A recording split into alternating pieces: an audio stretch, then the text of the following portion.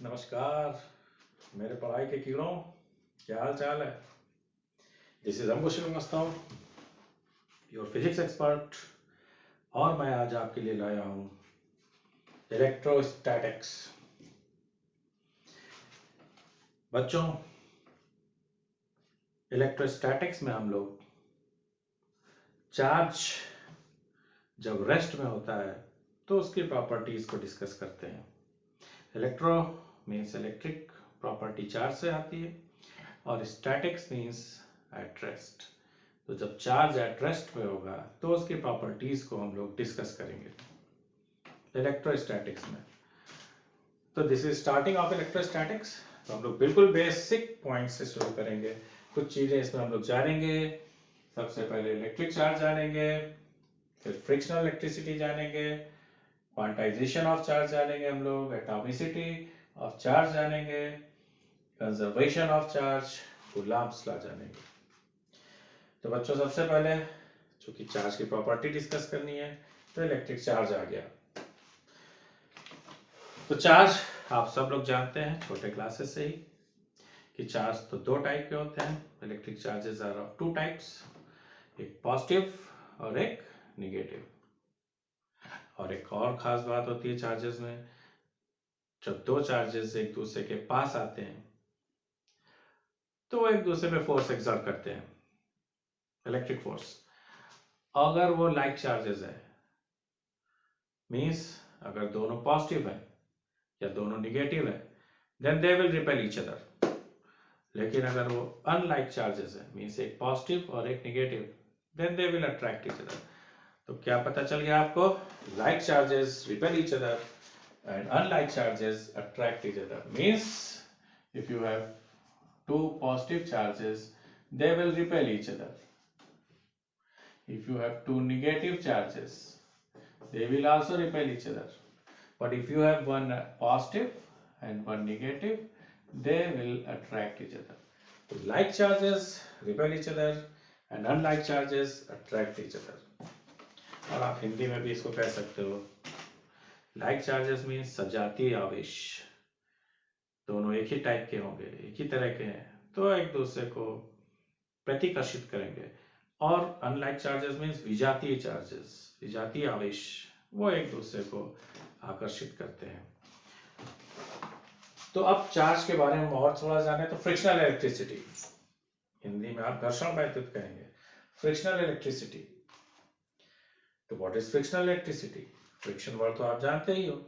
तो जब दो बॉडीज को आप आपस में रब करिए तो उनके बीच एक फ्रिक्शन के अगेंस्ट आपको वर्क करना पड़ता है। Then they both of these body becomes charged. दो बॉडीज को आपस में रब करने पर अगर वो चार्ज हो जाए तो इस फिनोमिनन को फ्रिक्शनल इलेक्ट्रिसिटी कहेंगे।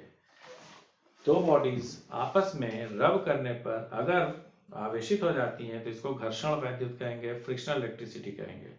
The phenomenon of acquiring charges by rubbing two bodies against frictional force is called frictional electricity. घर्षण वैद्युत वो प्रक्रिया है जिसमें दो वस्तुओं को आपस में रगड़कर आवेशित किया जाता है। और एक खास बात कि जिन दो बॉडीज को आप आपस में रब करते हो उनमें से एक बॉडी पॉजिटिव होती है तो दूसरी negative. What is the cause of this? क्या कारण है? सिंपल सा कारण है, जब आप दो बॉडीज को रगड़ते हो, रब करते हो, तो फ्रिक्शन के अगेंस्ट जो वर्क होता है that is converted into heat and this heat is shared by both the bodies. दोनों बॉडीज जब हीट का शेयरिंग कर लेती हैं तो एक बॉडी से हीट एनर्जी को पाकर उसके अंदर के इलेक्ट्रॉन बाहर निकल के दूसरी बॉडीज में चले जाते हैं। और आप जानते हो कि इलेक्ट्रॉन तो चार्ज होते हैं, निगेटिवली चार्ज होते हैं। और जब एक बॉडी से इलेक्ट्रॉन मीन्स निगेटिव चार्ज दूसरी बॉडी में चला गया तो जिसने इलेक्ट्रॉन लूज किया, जिसने निगेटिव चार्ज लूज किया, दैट विल बिकम पॉजिटिव। और जिसने इलेक्ट्रॉन एक्सेप्ट किया, मतलब निगेटिव चार्ज एक्सेप्ट किया, दैट विल बिकम निगेटिव। तो फ्रिक्शनल इलेक्ट्रिसिटी में जो बॉडी इलेक्ट्रॉन लूज करती है वो पॉजिटिव हो जाती है और जो इलेक्ट्रॉन गेन करती है वो निगेटिव हो जाती है। तो इसके एग्जांपल्स भी हैं। एबोनाइट रॉड को अगर आप कैट स्किन पे मींस फर पे रब करते हैं तो एबोनाइट रॉड आपकी निगेटिव हो जाती है और कैट स्किन पॉजिटिव। तो एबोनाइट रॉड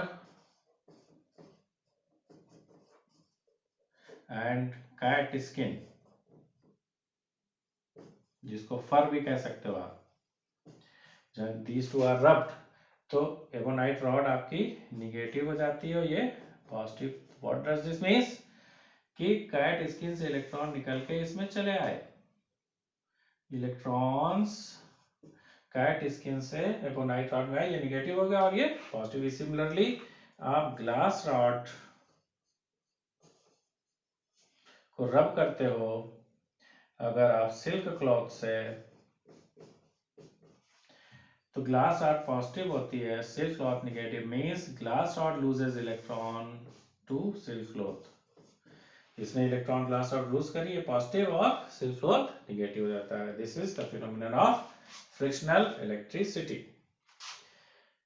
अब हम आएंगे एटॉमिसिटी ऑफ चार्ज और क्वांटाइजेशन ऑफ चार्ज। इसको हिंदी में आप आवेश की परमाणुकता या आवेश का क्वांटीकरण कहेंगे। इसमें क्या डिस्कस होगा, इसमें हम बात करते हैं क्वांटाइजेशन मींस आप क्वांटाइज करना चाहते हो, मींस स्मॉलेस्ट पार्ट की बात करना चाहते हो। एटॉमिसिटी मींस चार्ज के एटम की बात करना चाहते हो। Atom means smallest part of a body, तो चार्ज के स्मॉलेस्ट पार्ट की बात होगी। तो किसी बॉडी में, किसी चार्ज बॉडी में जो स्मॉलेस्ट पॉसिबल चार्ज हो सकता है, that is the charge on an electron. इसको फर्दर डिवाइड नहीं किया जा सकता। तो ये आपको क्वांटाइजेशन ऑफ चार्ज क्या बताता है, any body can possess a charge which is integral multiple of the charge of an electron. It cannot be the fraction of the charge of an electron. Means smallest possible charge is the charge on an electron. तो quantization of charge, atomicity of charge, आवेश की परमाणुकता, आवेश का क्वांटीकरण आपको क्या बताता है कि smallest possible charge electronic charge है, इसको हम फर्दर डिवाइड नहीं कर सकते। And now comes conservation of charge. आवेश का संरक्षण की बात आ रही है।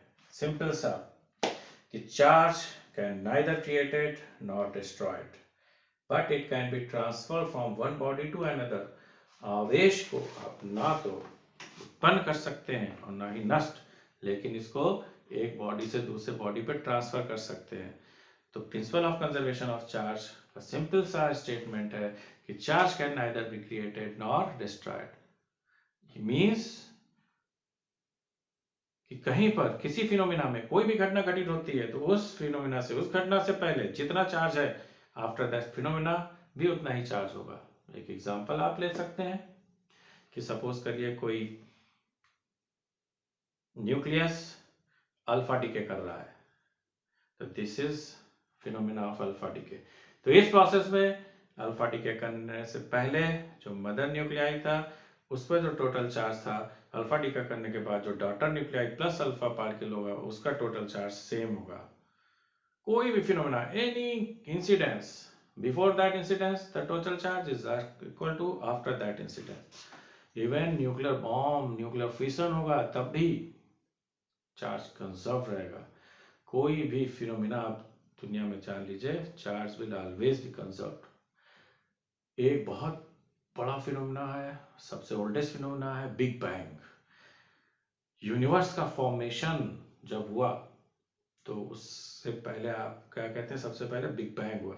तो बिग बैंग से पहले अगर न्यूक्लियर यूनिवर्स में जितना चार्ज था तो आफ्टर दैट आज भी उतना ही चार्ज होगा। Means total charge in universe is conserved. चाहे बिग बैंग से पहले की बात करें, चाहे बिग बैंग से बाद की बात करें, चाहे आज से करोड़ों साल बाद की बात करें, चाहे पहले की बात करें, जितना चार्ज पहले था उतना चार्ज अभी है, उतना ही चार्ज बाद में भी होगा। Total charge in universe is conserved. तो बेटा एक एक लाइन पर क्वेश्चंस बनते हैं।